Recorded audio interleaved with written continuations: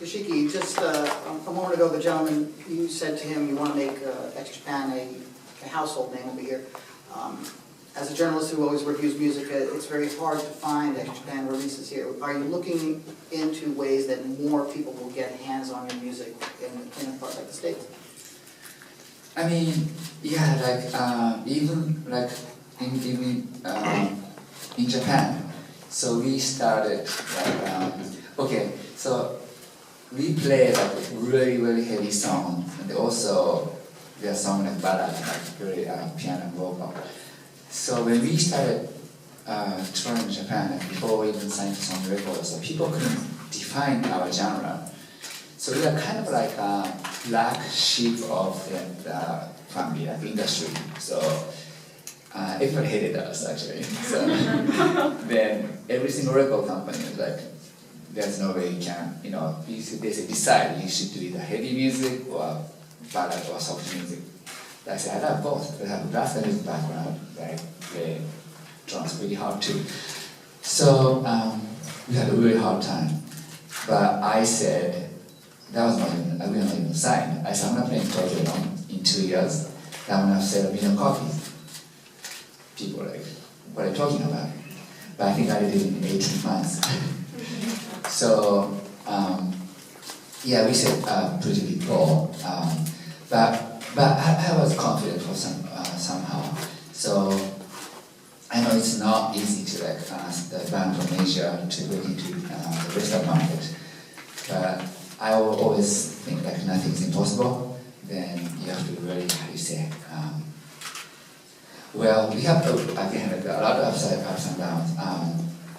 So you know, the 2 or 4 young members passed away, but the going overseas, like you know, becoming household name to rock the world, was like our band members' like dream as well.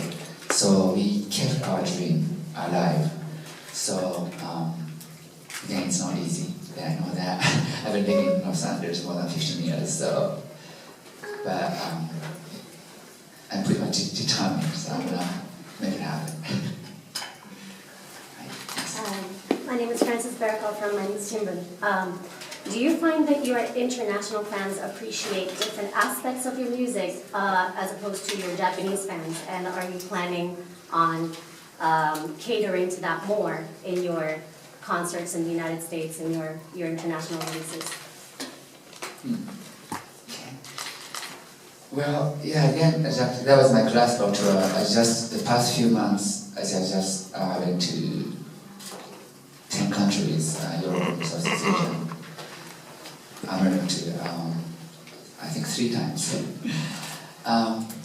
It's very interesting, like, in Japan, we have, when we play some shows, sometimes like 3-generation people show up, like, you know, some people say, I came here with my father and my daughter. Wow, that's very interesting.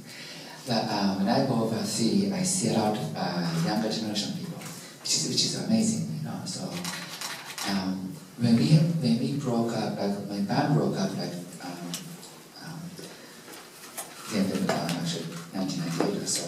Then we had almost 10 years blank. Around that time, our music somehow spread. Anyway, so for us, like playing like music, like towards Western culture or Eastern culture or Japan, we are just very consistent. So, like 10 years ago, so about 20 years ago, there's no internet or something. Maybe there's internet, but they didn't know. So I feel like there's a huge war between the East and West.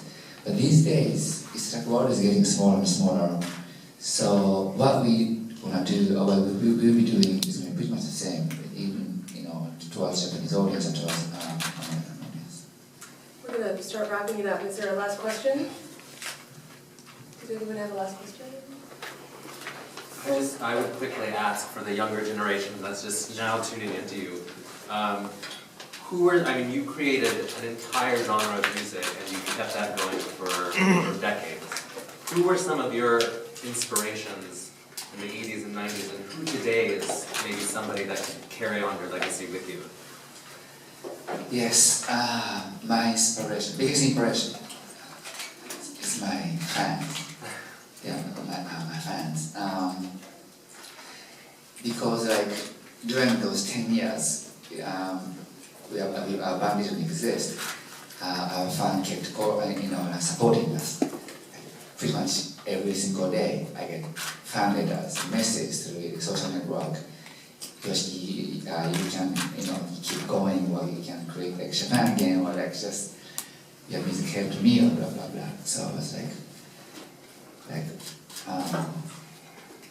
when Japan broke up, then when Hide, the guitar player, passed away the following year, I was pretty much convinced I was not gonna even play.